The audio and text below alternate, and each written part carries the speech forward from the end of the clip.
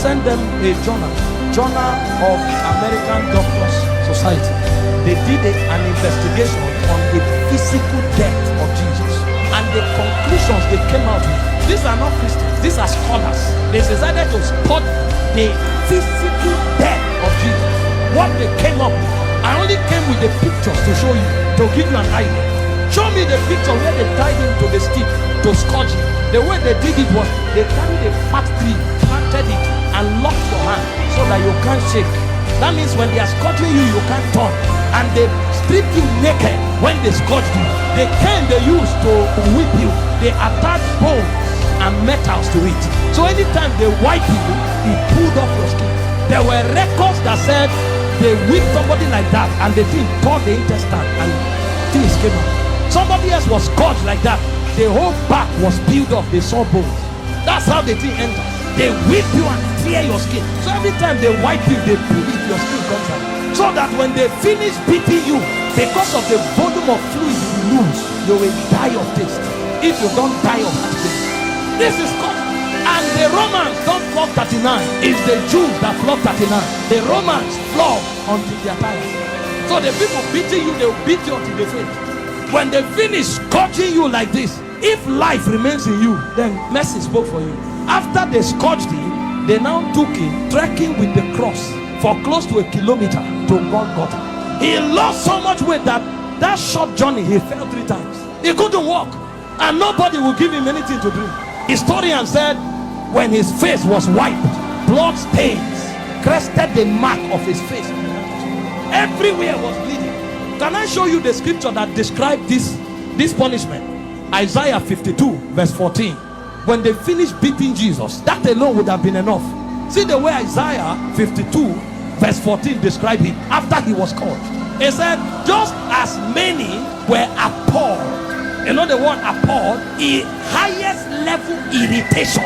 When you saw him, you are like, what is this? You couldn't describe it. He said, many were appalled at the sight of him. For so mad, you know the word mad? Disfigured.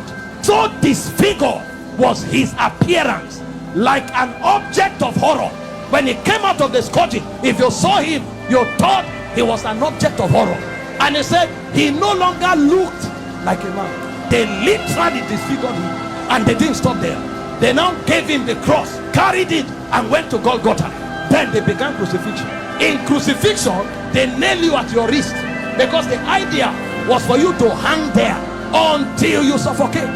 You know, the word excruciating didn't exist until the Romans started crucifying people, because the word excruciating comes from the word cruciating, and the word cruciate comes from crucifix. So it's excruciating is actually a pain you feel when you are crucified, because there's no pain in that class. When a man is crucified, his whole weight hangs on his wrist, and the only support he has are the nails on his toes. And when they crucify you, you saw a picture of Mel Gibson where you were straight. You can't be straight when they crucify you, because your back, there's no space to stand straight. You have to turn sideways to hang, because this is how you hang. Your weight actually hangs on your wrist. If you are tired and you want to gain small balance, you now push it on your toe like on the nail.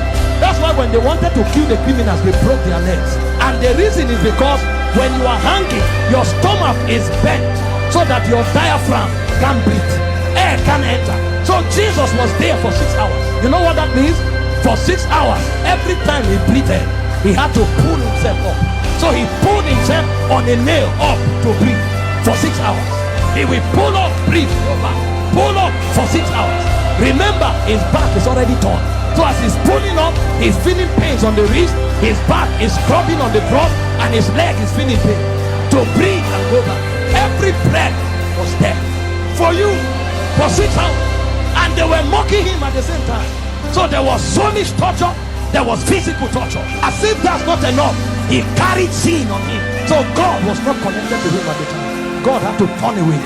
So there was spiritual torture, soulish torture, bodily torture. So much so that he cried, Eloi, Eloi, lama sabachthani, my God, why hast thou forsaken me? It's like a disconnection between your spirit and your soul. So the man was no longer alive.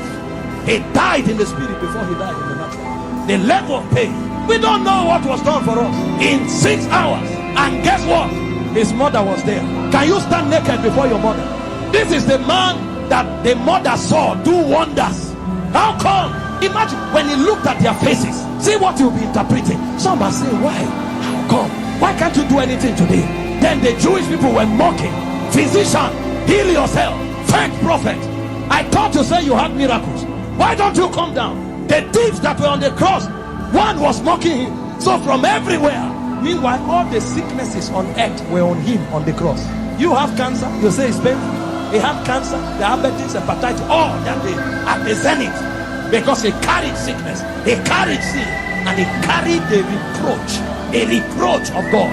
You don't know the reproach of God until you go to hell. So for those 6 hours, he was in hellfire. Until a point came when the price was paid. He looked up and said, I'm thirsty. They gave him vinegar. He said, no, that's not what I'm looking for. I'm looking for the river that flows from the throne of God. I'm looking for that which satisfies indeed. When they didn't have it to offer, he said, it is finished. And he said, Father, unto you I commit my spirit. I commit. Because they couldn't kill him. They couldn't kill. No, you don't kill him. This commandment I've received from my Father. I have the power to lay down my life and to take it up. So he felt all those pains, keeping his life inside him. He had the choice to give up the ghost early. But if he gave up the ghost before the scourging, the sacrifice won't be complete. That's where it is more painful. He had the power to say, no, now I depart. But he kept his life and suffered with him. From the scourging, to the shame, to the reproach, to the embarrassment, to the flogging, to the crucifixion, until he checked and saw that the sacrifice was complete. Because he had the choice of letting you go to hell, or of keeping you while he stays in hell. He chose to stay in hell.